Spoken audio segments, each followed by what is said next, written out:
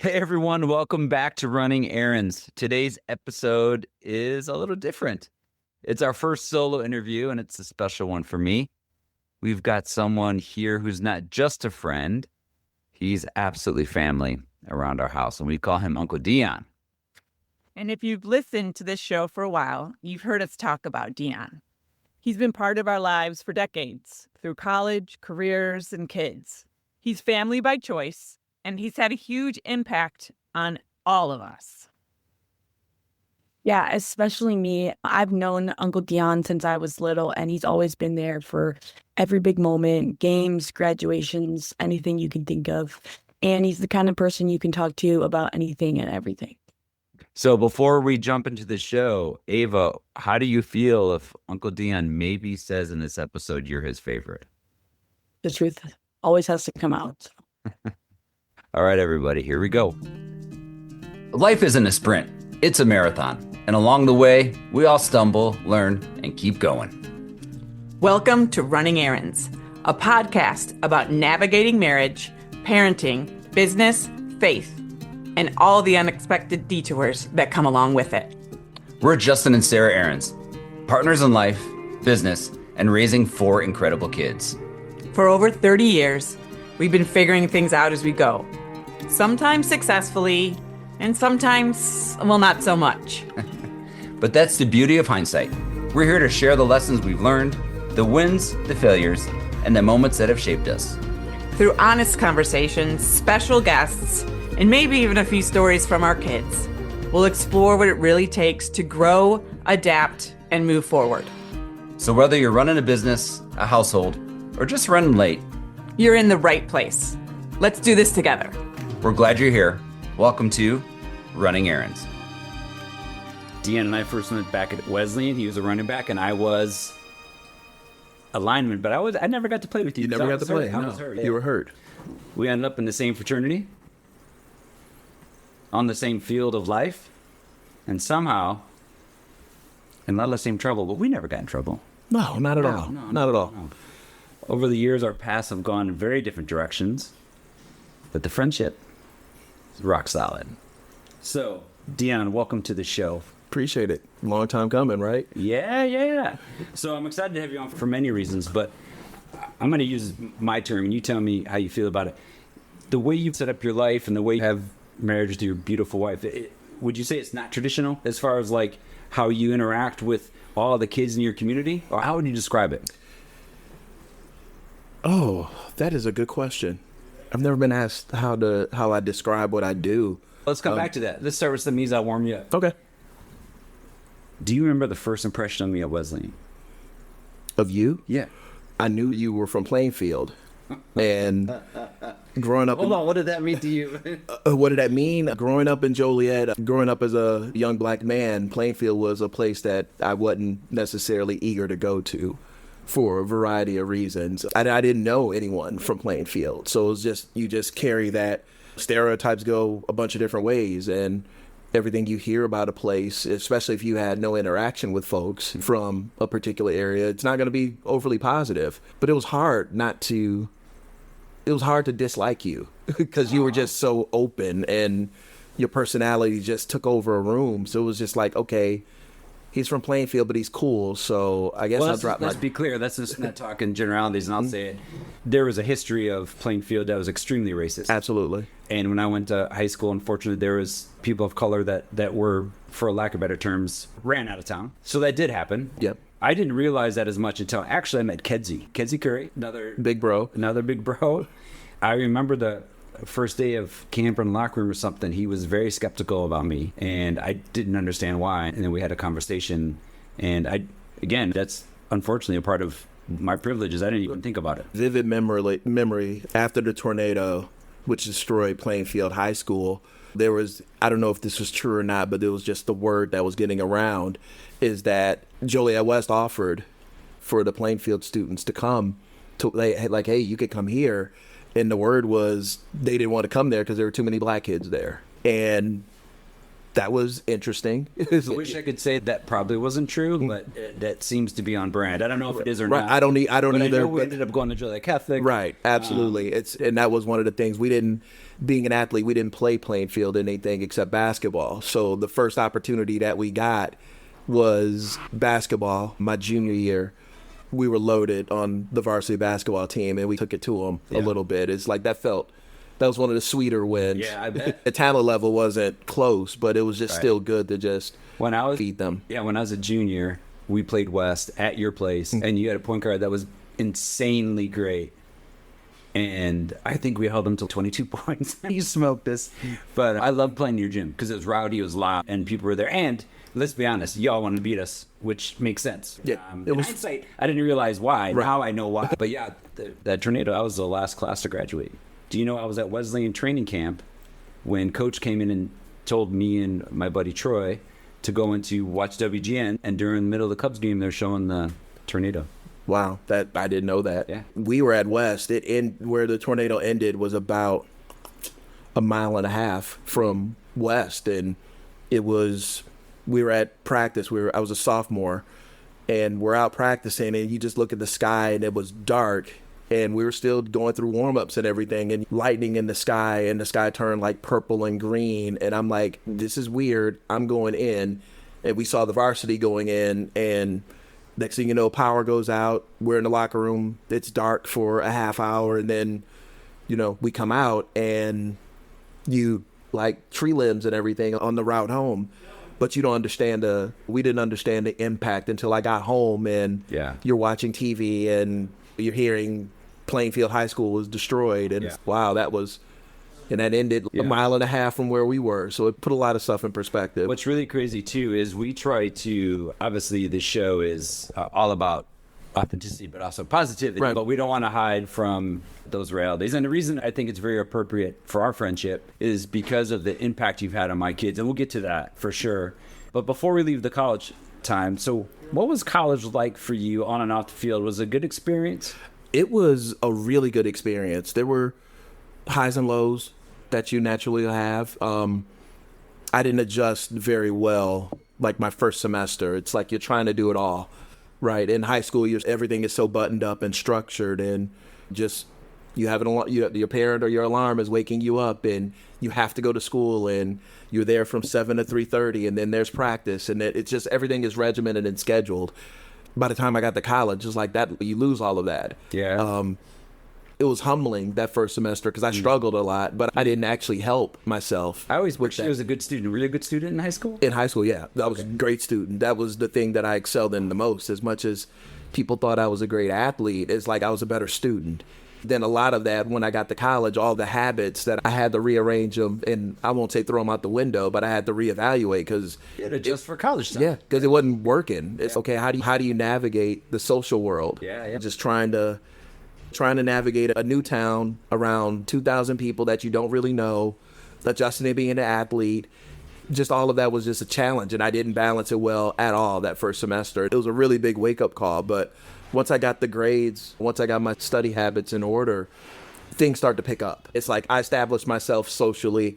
I was still working on establishing myself as an athlete, but it was now just I got to get that student part down. And once I got that down, then everything worked out.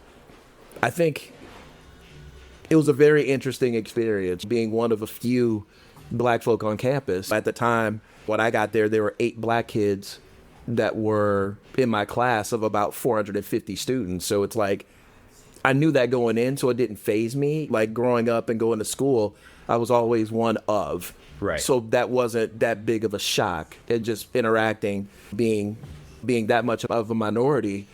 But it was still different, just the day-to-day. I'm learning about new people, learning how they grew up, learning that people they grew up in town with no real interaction with black folks. So I felt that it was part of me being there was to make people better, right? And to help people understand that what you may see on TV, that's not what it is in reality. It's like we're black folk. A lot of that garbage at school? At Wesleyan, no, yeah. Not really. Yeah. It was really, maybe I was just fortunate. I picked the right people to hang around. It's obviously you hear about things that go on campus, and I was never witness to that much nonsense, but I didn't either, for what it's worth. And that's not me pumping up Wesley. I was thinking just about people can be in the same place and have different experiences. Absolutely. From their color of skin, from their background, from their education, whatever it is. And I just don't think we think about that enough. No, that's where you try to, growing up how I grew up, basically my neighborhood was predominantly black. The middle school, the grade school that I went to, it was 5 blocks away, but it was probably maybe 40 to 50% black. High school, it got even less. So it's like you learn how to navigate the different spots. The struggle is like, how do you maintain sense of yourself? And you find it as you continue to grow and as you age, they're different. You change as a person. So how you move in these different spaces may change based on how you are. So there were clear mile markers where, you know, I struggled with knowing who I was and how I fit in particular spaces and places. I'll do a little brag about your athletic amazingness later, but really what I want to focus on too is just the man in front of me, the character I see, the value I see, the impact you've had on my family. But before we go there, you met your wife at Wesleyan. I did. I still don't believe she exists because we've never met. We're working on that. We're working on that. And then, did y'all get married right after college? We got married. Holy shit! I can't believe I don't know this. Yeah, we got married very much later. She graduated in 2000. Okay. I was part of the class that recruited her. So I was a senior when she was a freshman, but we didn't start dating until she was a senior. I was still in town. I was working for State Farm. Okay. So we didn't date until she was a senior. We dated for a year, and then she graduated, went on to grad school at ISU. We separated. She had to focus on her studies. I had to focus on finding me. But then we found each other again a few years later, which was ironic. We started dating shortly before I moved to New York for a job that I was taking out on Long Island. We made it work for distance for the year and a half that I was in New York, and then I moved back, and we just continued dating, and we didn't get married until 2010. So we'd known each other for a long time before we finally got married. That's great. When I meet your fictional wife, I'm going to give her a big hug. So I bring that up because, you guys don't have any kids? Nope. You don't plan to have kids? Don't plan on it. And the reason, thank you for being so vulnerable with that. The reason I share that is because one of the things that I find beautiful about you, and I've told you this a million times, as your friend and brother, but also as a dad, the times you have come along my kids, and I believe every child should have other adults in their and out of their community to help them find themselves. And you do that with so many, not just my kids. Tell me about that. I don't really know how it started. It's like my parents are still, they've been with me my whole being. Obviously, they've been married, it's 47 years at this point. So I've always had both parents at home. So what'd your mom and pops do? My mom she worked in factories. Okay. My dad was a truck driver for most of his time, Air Force veteran. I told myself I wanted to be in the Air Force to try to follow in his footsteps, but my older brother went to the Army. He's 3 years older. Shortly after basic training, Desert Storm starts. Oof. And I'm like, he was going to the military to pay for school, not to go to war. I'm like, yeah, we're not going to the... Was he deployed? He was deployed, yeah. Is he okay? Yeah, he's good. Okay. He's good. He told me some stories.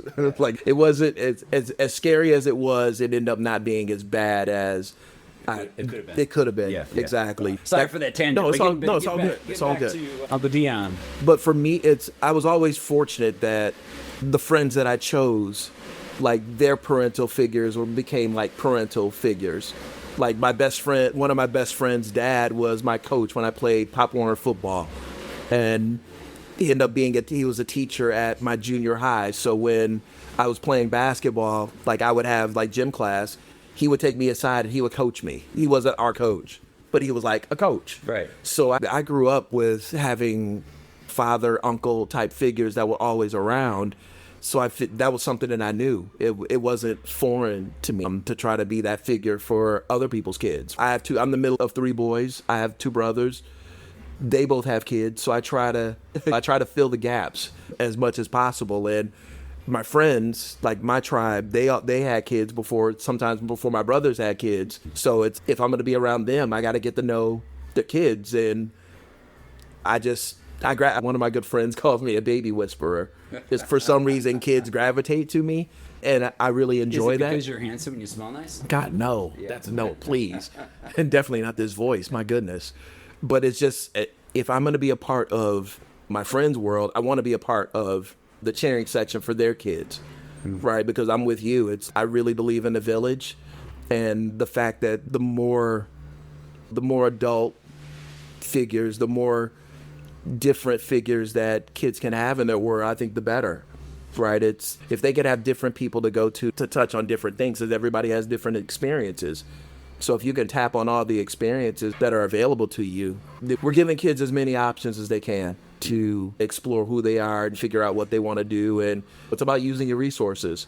If I have my skill set or my network of people that can help them, then I'm going to utilize that. But it starts with just being cheerleader. It's being the fun uncle, but also as kids get older, it's okay, now we can have some real conversations and talk about some things that parents may not get, right? It's like I try to be a safe space for kids if you want to say something, or if you have something you want to talk about and you don't want your parents to know, I'll be that safe space, unless it's something that's life-threatening. If it's something that's serious, then I got to tell.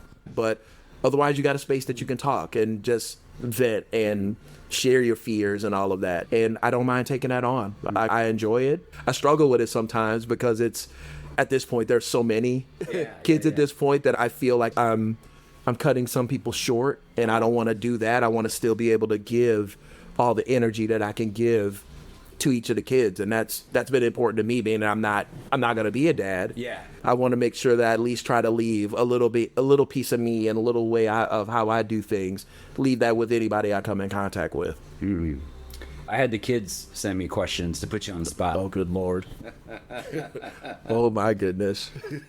You can guess who this was, right? Okay. What's one thing you've learned from watching our family grow up?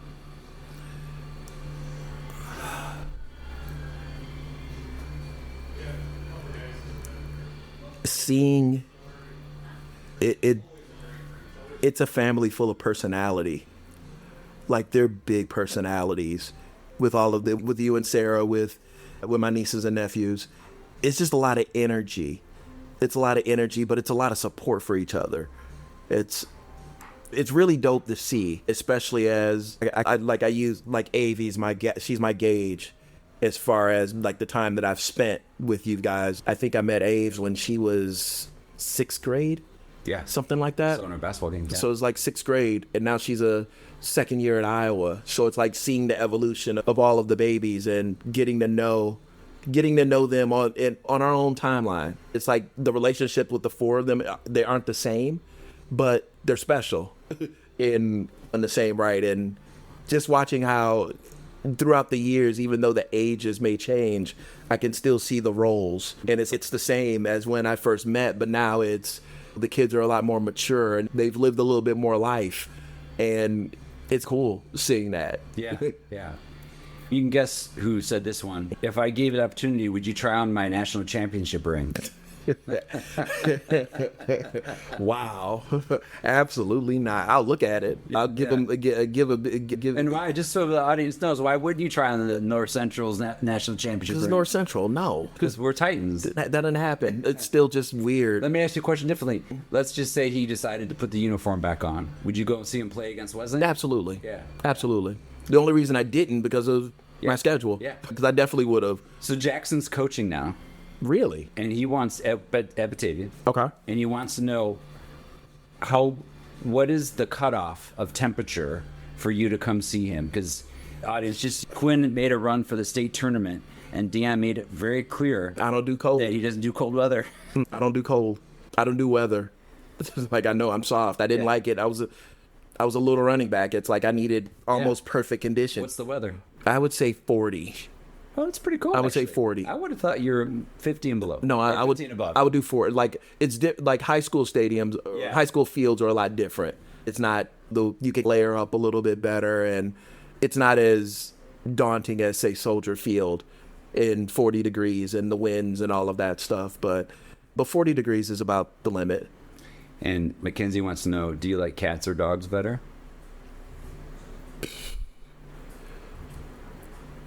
Are you I'm not neither. a pet person? I'm not really a pet person. I'm allergic to cats a little bit. Okay, so if you were forced, you had to have a pet or you were going to lose your life, what would you pick? It doesn't have to be cat or dog. What would you pick? As a pet? Yeah. None. No? So you just die? You wouldn't get fish or anything? Maybe fish. Okay. I move around a lot. You do? And if I had a pet that really needed to be taken care of, like, I feel bad for that pet. They're not So going here's to my make it. question, because obviously we follow each other on social and everything else, and we talk. I reach out more to you than you to me, but that's a whole other thing. So when you look at your calendar, Wow. Strays. when you look at your calendar, I'm assuming like you'll say, I'm going to go to London. Hey, the Bears are playing, or my cousin's playing here, or someone's playing here. Do you literally look at your calendar that way and plan out all of your events around the kids and everything else? A little bit. Football season, I truly do this. People laugh at me when I say it, but I do a spreadsheet. And just, these are the schools that I know I need to see. These are their schedules. How can I best maximize my time to where I can see them as much as possible? Like Wesleyan, obviously, I want to see them a couple times. Obviously, I'll see them in homecoming. But there are a couple times if they come up north that I can go watch them play. But, like, I need to... You didn't go to the North Central game. No. Why? No, because I knew it was going to happen. Are you kidding me? No. Sorry, I had to get that in there. Wow. That's... Nah, this is coming from a Titan. I get it. I get it. Yeah. But yeah, so and I have a commitment to my high school. Obviously, I got to be old man in the stands for those kids. So it's finding their schedule, and then with Coach Z at Lincoln Way East. Shout out to Coach Z. Absolutely, I have a munchkin that is third year. Yeah, he'll be varsity at Manuka High School. So I gotta see him play. Fortunately, Manuka plays Joliet West, so I'll get the two birds with one stone. Yeah. But it's really just, I gotta just map it out. Like, now that we're getting closer to the season starting, I really gotta sit down and map it out to try to, I want to support all the babies that are playing, support my friends that are coaches. So I'm going to save the one last question, the quick fire, but I have one for you here. Okay. And this is really from Sarah and I. Okay. What role does chosen family mean in playing your life? Oh, it's important. It's the utmost of importance. It's always been like that for me. Like everybody, you envision yourself as like you're a planet or a star or whatever, and everybody has their rings of things that are orbiting around them. The people that are closest to my orbit, it's like they know my parents. My parents treat them as family. There's almost no delineation between birth family and chosen family. I'm big on chosen family is just as important. Like there's that help me navigate through college that you just can't throw away. It's okay, we're here for 4 years and okay, bye, I don't want anything to do with you. That's not how I roll. If there are people that, if you've helped me through a dark time or you've watched me navigate some real stuff, then obviously I'm going to view you as such. If you reciprocate, right? You don't just pour love into places that doesn't want to receive it or reciprocate. But it's, to me, it's the utmost importance, right? It's like some family that you're born into, we're blood and everything, but that's about it. There's no real commonality. There's no real relationship outside of that. And that happens, right? I don't get uber bummed about that, but there are people that you build life with. And like, I have so many different pockets of chosen family that, in a way, it's like you saw that, like the way that my party was. It was awesome. And it was a lot of those folks are chosen family, like folks that I knew since I have a friend that lives in California now. Like, we met in kindergarten and we're still friends. By the way, just for the podcast, you have to send me the picture of you on the magazine cover. From your birthday. That's dope. I'll send that. Yeah. But it's people, when I talk to young people now, I tell them, throughout your life's journey, you're going to pick up people at every stage. It's up to you or up to them on how far they travel, but not everybody is meant to go the whole way. Some people are there for a season, and that's fine. Some people are there for a moment. But if you're fortunate, and I consider myself very blessed to have so many people from so many different stages of my life to still be active participants in my life. I love it. And that's the most meaningful to me. Just that's what life's all about. I love it.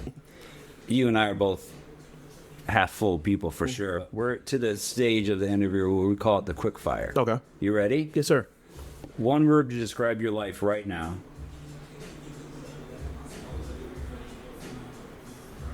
Fulfilling. Why is Ava your favorite Ahrens? I have no idea. She said she wanted me to throw that in whenever I could. No, that's totally fine. I remember the first time, I knew of her, but I never met her. And she was playing travel ball, basketball. And we watched her all day. And at the end of the day, she came up and I gave her a hug.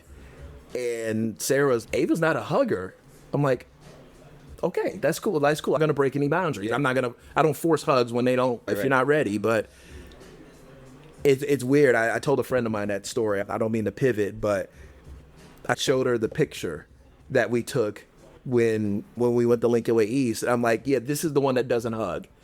And it's one of my favorite pictures that I've ever taken. She loves it. That too. was true happiness. But I texted you. I was pissed at you because she made me switch her freaking senior graduation party because Uncle Deon couldn't make it on the day we picked. I can't control that. I can't control that. That's not your fault. No, it's not. That's not my fault. But I have no idea why she is. They're all my favorites, but Ava's special. Ava's special. I love that girl. Of all the kids and that you have the opportunity to be Uncle Deon to, how would you want them to remember you? What would you want them to say about you? That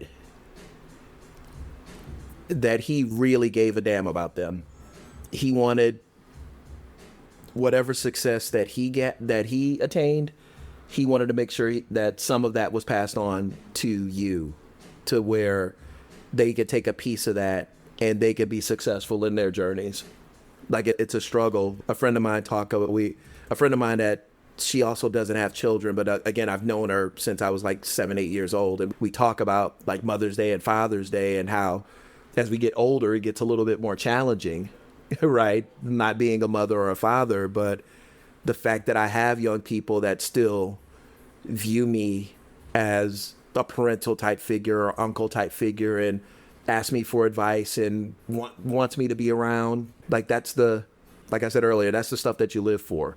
The fact that I have so many young people that want me around and that want my approval on things, even though it's you have two parents. I shouldn't be that important in the mix, but I am. And that's something I don't take that for granted. And that gives me the energy to keep trying to show up. I love it. My man, I've already said this to you a million times. Thank you, not only for being such a great example and inspiration to me, but my kids, and we love you, man. I love you back. Appreciate it. Thanks so much for joining us on this episode of Running Ahrens. We truly love having these conversations and sharing them with all of you. If something resonated with you today, we'd be so grateful if you'd rate and review the show. It helps more people find us. And if you know someone who'd connect with this episode, send it their way. You never know who might just need to hear it. We'd also love to hear from you, your feedback, your stories, or even topics you'd like us to tackle next. You can connect with us on our personal socials, the show's Facebook page, or through the website, runningahrens.today. And links are always in the show notes. Until next time, keep showing up, stay kind, and remember, Life's the long run, and the best way forward is together.